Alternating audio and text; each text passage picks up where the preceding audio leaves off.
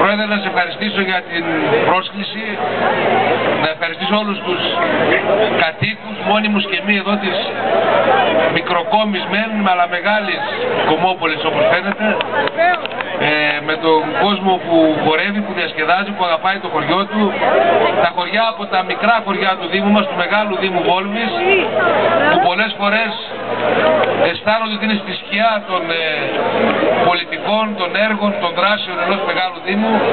Εγώ σήμερα είχα την ευκαιρία και θέλω να σας ευχαριστήσω για αυτό, Πρόεδρε, με αφορμή το πανηγύρι σας και το αντάμωμά σας, να βρεθώ κοντά σας και να δω από κοντά μια πολύ όμορφη γωνιά του μεγάλου Δήμου Βόλβης. Με δροσιά, με πολύ ωραίο φυσικό περιβάλλον, μια καταπληκτική εκκλησία και με καταπληκτικούς και ωραίους ανθρώπους.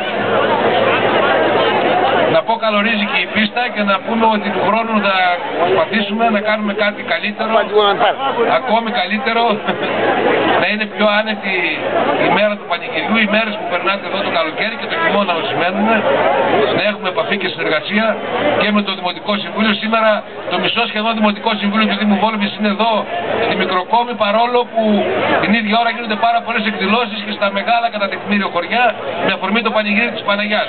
Και αυτό κάτι σημαίνει. Ακούστε λίγο πριν από τον Πρόεδρο, πολλά ονόματα συνεργατών μου στο Δημοτικό Συμβούλιο, αντιδημάρχων, Προέδρων οργανισμών.